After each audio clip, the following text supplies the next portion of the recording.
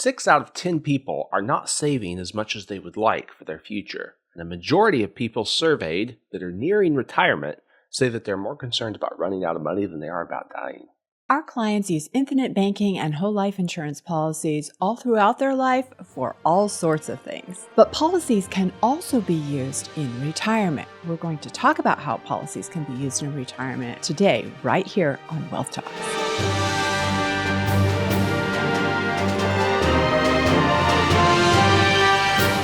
One of the biggest problems we see with retirement is that people are not saving enough. And one of the ways that we approach retirement a little bit differently than some people, if you've been following our materials, if you've read Winning Your Financial Game, you know that retirement is not necessarily an ideal goal. And I think of Rabbi Lapin, who talks about retirement as analogous to the game of golf. He says, if you're playing a game of golf and you focus all your attention and energies on the moment that you hit the ball's not going where you want it to go.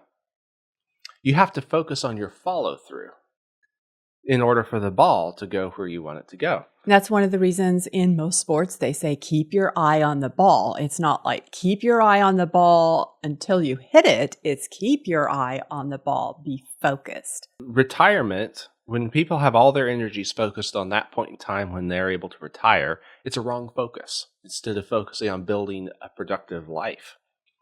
And so Rabbi Lapin says when you have your focus on the ball like that, you're never going to end up creating as much as you could have when your focus is on retirement. One of the other things he says is you should enjoy a little bit of retirement every day. Make sure that you're enjoying hobbies, enjoying life.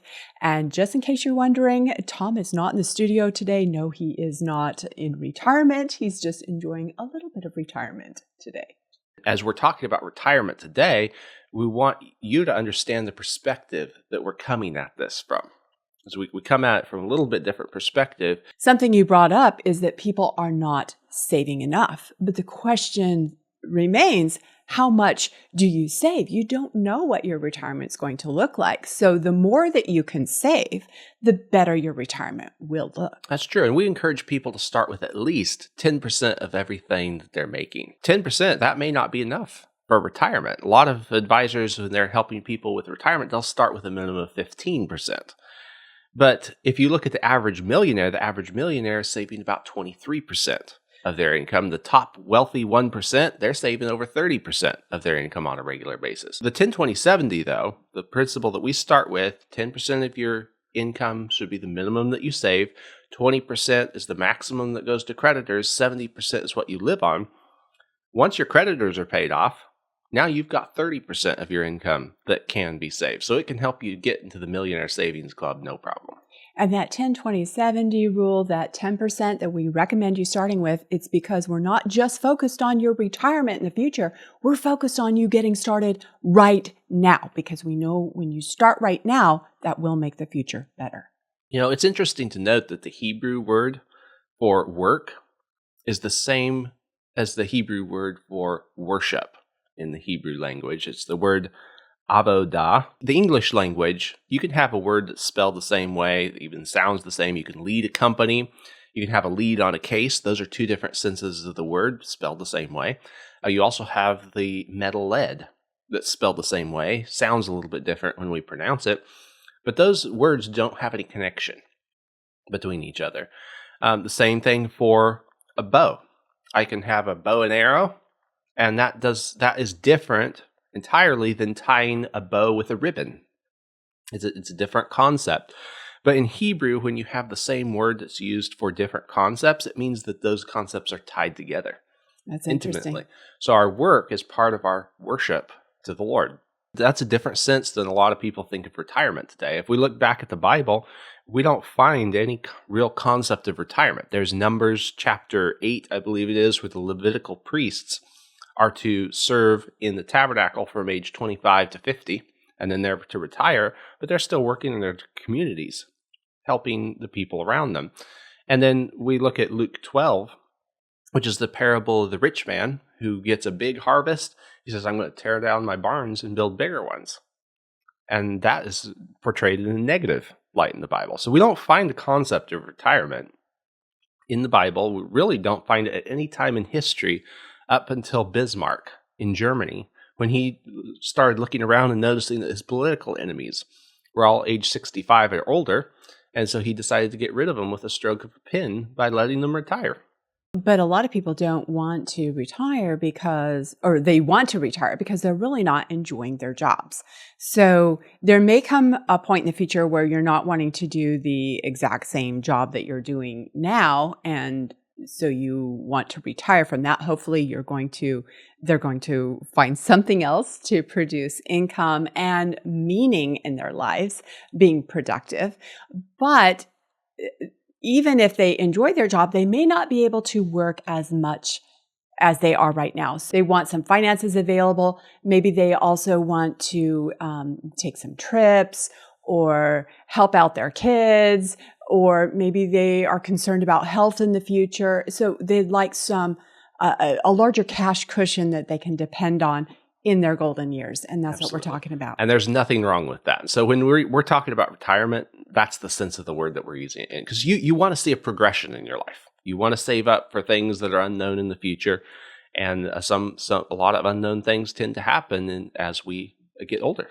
So what kinds of questions are people asking you when they're getting to the retirement or the golden years of their life and really getting into that planning towards the end stage of that? What kind of questions are they asking you? So people that have been using infinite banking concept and they've been building cash value in their life insurance policies, they're able to use that throughout their lifetime, getting great benefits from that. Questions that often come up as they're using that is, well, do I need to keep paying my premiums forever? Or can I stop those at some point? Another question is, how do I get income from my policies? They see the cash value building there, but it's a different type of asset than what they might have been used to. For typical retirement planning assets, how do you get the income from it? There are a few ways that we can do that. So there are ways you're able to show them that. One of the ways that we can stop the premiums on a life insurance policy is you can do what's called a premium offset. And that means that you basically have a withdrawal from the policy, pay the premium. Now, many of our clients, they're familiar with policy loans. You take a policy loan, your cash value continues growing, you pay interest on the policy loan until it's paid back. A withdrawal is different in the fact that you're actually taking money out of the policy and then we're using it to pay that premium. So it's called a premium offset because the withdrawal is offsetting the premium. That could be a good way to do it depending on what clients need. Sometimes what we could also do is what's called a reduced paid up, or sometimes it's just called an RPU. That's where you actually reduce the death benefit. So not as much death benefit is needed and the policy becomes paid up and no more premiums are required. So just as an example of that, if we have a 40-year-old that starts a policy of $50,000 a year of premium, they pay that premium for 10 years and then it drops to about $21,300. Then let's say the premium goes to age 75. Some policies, they go to age 100 or age 121, depending on how they're designed.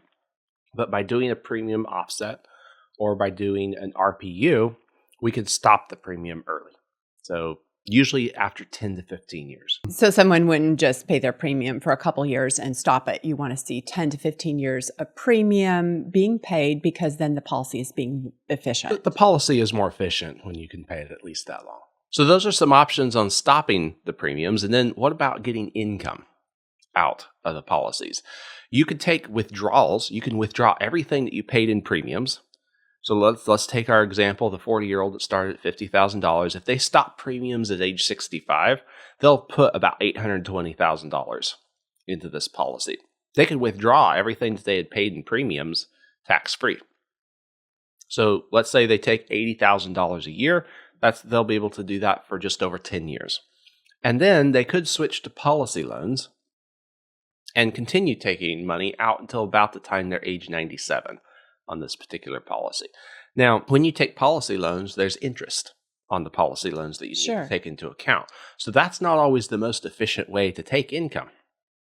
So sometimes instead of just taking withdrawals and then switching to policy loans, sometimes it's more efficient to consider an annuity as part of that mixture. And just to give you an idea, from age 65 to 97, if we were able to take about $2.6 million with a combination of withdrawals and loans, Then with an annuity, we could take closer to $4.4 to $4.6 million, depending on how it's structured and depending on the interest rates at the time. So you mentioned at least pay in 10 to 15 years before having a policy be reduced paid up. That's ideal, yes. And then if someone's wanting to start taking income out of their policy, is there a time frame Sweet spot for that? Yeah, usually 15 to 30 years, because you want a policy to have time enough to grow and get to its most efficient point before you start taking money out of it.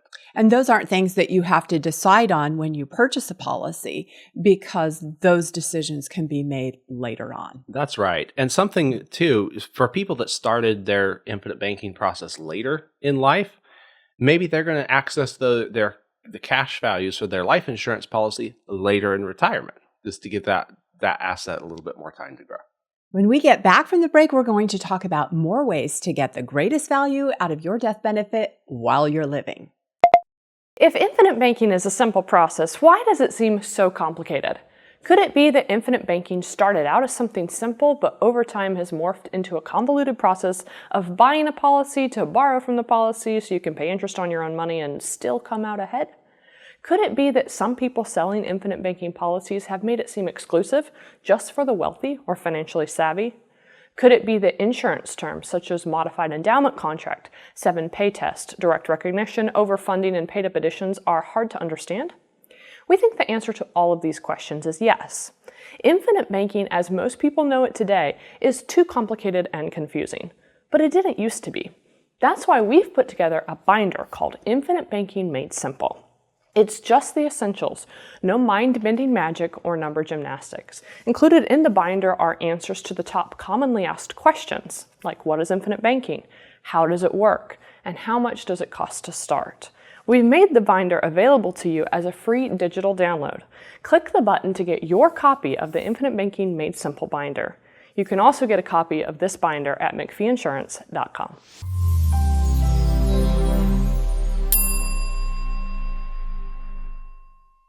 One of the ways that life insurance can help in retirement is as a buffer for your investment strategy.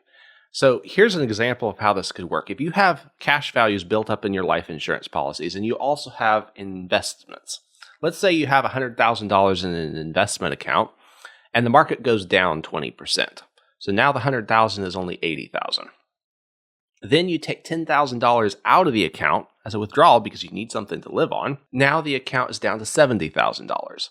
Well, if you had waited just a little bit longer, next year the market comes back 25%. That would have put you back at break even. But now, because you took money out while the market was down, it only puts you back at about $87,500. And then you have to take another $10,000 out of the investment account. Now you're down to $77,500 after 2 years. Now, if you had life insurance cash values to help, then let's say you start with $100,000, the market comes down 20%, you're at $80,000. You decide, I'm not going to pull $10,000 from the investment account this year. I'm going to go to the life insurance policy. Instead, I'm going to pull my $10,000 of income from there. So now you have options because you have other resources. Exactly. The life insurance cash values, even though they're not invested, they are acting as a buffer for your assets that are invested.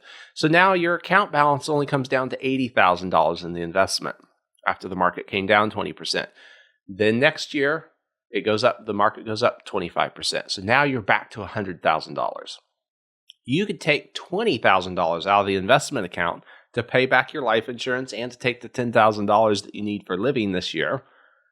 And you're still $2,500 ahead of the account that had no life insurance to help take the withdrawal from when the market was down. There's going to be someone savvy out there that says, yes, but you also had to pay some interest on that policy loan that you had About out. $500. Yeah, so you're still coming out $2,000 ahead. Okay. And it depends if you took the money out of the life insurance policy as a loan, or you might have taken a withdrawal. In that case, there would have been no interest.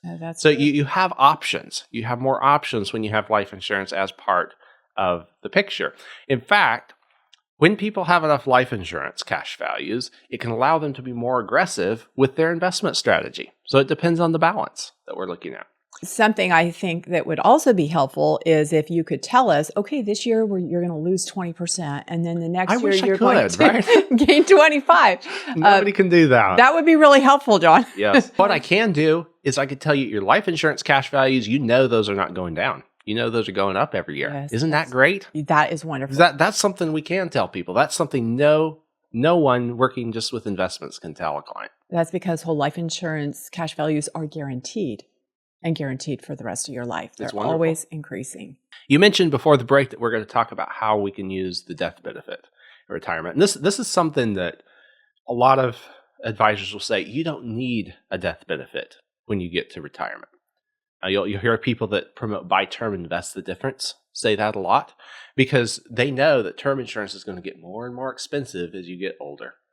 Now, we work with a lot of people who do still need a death benefit. Or just want a death benefit. Yeah. They want to leave a legacy. They want the money for their spouse, or they want to leave a legacy to their children. When people are not saving enough, they usually still need a death benefit. When they're mid-60s, even 70, it's a lot more expensive than if they have to buy term insurance. But let's say that somebody has accumulated enough assets that they don't, quote, need a death benefit. I understand where that reasoning is coming from because if one spouse dies, well, the other spouse still has the assets that they're living on. So Sure. Technically, you don't need the death benefit. But here's where the death benefit can give you more options. Let's say that you have a life insurance policy, has cash value, and it has a death benefit. Death benefit is usually more than the cash value until you get close to age 100 or age 121. That's a long time out there. So most people that are in early retirement, their death benefit's going to be higher than what their cash value is in a good whole life insurance policy. What you can do is you can use some of that death benefit when you roll assets to an annuity. So let's say, for example, that you roll some investment assets to an annuity. That creates an income stream. You can have the annuity pay out for your life, or you could have the annuity pay out, say, for the life of you and your spouse. Well, when one spouse is significantly younger than another, the payout could be significantly less. Because they've got to account for a longer payout time. Lifespan, yeah. And just the fact, even if you have two people the same age, and you're going to do it for the lifetime of both, the chances of one outliving the other are higher than just one person alone. So the payout's going to be lower. Sure. The income. And so to maximize the income, if you do the annuity on a single life, well, what happens if that person dies early? Well, if they still have a death benefit that could cover some of those assets that went into the annuity, now you can go ahead and take the higher income from the annuity. And if the person lives a long time, hey, you came out on the winning side of that. You got to spend more in retirement. And then another annuity we typically see is where you take the annuity and it's on the life of one person. But then we also put a certain period on it. So it has to pay out a certain period. So if they die 1 week after purchasing the annuity, it's going to pay for at least 10, 15, 20 years, whatever you choose. That can be a good option. It gives somebody options. But again, that your income's going to go down whenever you add one of those options. So still having some death benefit can help you find the right balance between that. Right. So you have, again, the You have more more options. The more you've saved, the more you're using the whole life insurance, the more options that you will have in your future. So even if you don't need the death benefit, it gives you more options. You can repurpose that death benefit. Something that people should consider is that they want to make sure that they're saving enough for their future, obviously, is that we know that's a problem across the board. The second thing they want to consider is where are they saving those assets? Some people build it all up in real estate, but then they got to continue managing their real estate. Is that something they really want to do? Some people build it all up in investments, and then they have to ride the market roller coaster. Is that something they really want to do? I think the best balance that I see is people that build some money in investments, real estate, whatever they're interested in, whatever they have expertise in, and also have their life insurance cash values as a reserve. Because that's a great foundation. We know those values are going up every year. So when someone comes to me, they have 50% in life insurance cash values, 50% in other things. I feel that's usually pretty balanced. I've seen people have more in life insurance cash values. I've seen them have less in life insurance cash values and still be balanced. But when they have life insurance cash values, to some extent, it gives them more balance in what they're doing. Another thing to consider is how are your assets taxed, where they're building up. There are taxable accounts. There are tax-deferred accounts, like the 401ks and IRAs, where you don't pay taxes when the money goes in, but you pay taxes on everything coming out. There are tax-free accounts where you pay taxes on the money going in, but then it's tax-free coming out, like a Roth IRA. A whole life insurance policy is like that. You pay you pay taxes on the money that you're going to use for your premiums. And so yes, that's not life insurance is kind of a hybrid because you pay taxes on the premiums going in like you do with a Roth, but then the growth is tax deferred. If you never take more out of the policy than what you paid in premiums, then the death benefit goes to income tax free to your heirs. So it's very much like a Roth in that respect. If you do take the money out for income while you're living, then some of that could face taxes, similar to a tax deferred account. It gives you more options, and it puts you in control of how you're taking that money because you don't have a required minimum distribution schedule. Something else people are concerned about is their health. What will happen with their health in the future? And they want to plan for that. Sometimes people use long-term care policies, but those are very expensive. And then if you don't need the long-term care, doesn't necessarily grow very well for you in that policy because it's focused around that long-term care. Yeah. And it's not something you can use unless you have a long-term care need. Right. And so oftentimes that definition is you can't be able to do 2 of the 6 basic activities of daily living in order to qualify for it. So what if you just can't do one of them? Where do you get the money for the long-term care? It has to come from other assets. And so what we'll often have clients do is they'll build up instead of paying a long-term care premium, they'll build the assets in their life insurance cash values. Because the assets will build faster there. And then if they need long-term care, they have a place where they can go get it. If you have one of those cases, critical, chronic, terminal illness, there are different amounts that you can access of your death benefit early for those conditions. So what these riders for critical, chronic, or terminal illness allow you to do is they allow you to access a certain percentage of your death benefit in advance if you have one of the health issues. A terminal illness, a doctor has to give you 12 months or less to live. A chronic illness, that could be you can't do 2 of the basic 6 activities of daily living. And a critical illness, that's something like a heart attack or a one-time thing that you survive, and you can still get a payout for it. One of the nice things about these critical, chronic, terminal illness riders is they're free to include on a new policy, so we usually include them. Now, this is a free rider, but there is like a one-time activation fee, but it's only up to a couple $100. The takeaway from today's episode, if you remember nothing else, is that with life insurance, you have more options and less risk when it comes to retirement. So you're doing infinite banking now, you're building your cash values. This will give you more options when it comes to spending in retirement. It can give you more options with your investment strategy, and it can help you multiply your legacy. Our clients are using infinite banking. They have less worry about the stock market, less worry about taxes, and less worry about running out of money. If you enjoyed today's episode, please leave a 5-star review for us on the Apple Podcast or Spotify platform. Your reviews help to keep the Wealth Talk show going and growing. Thank you.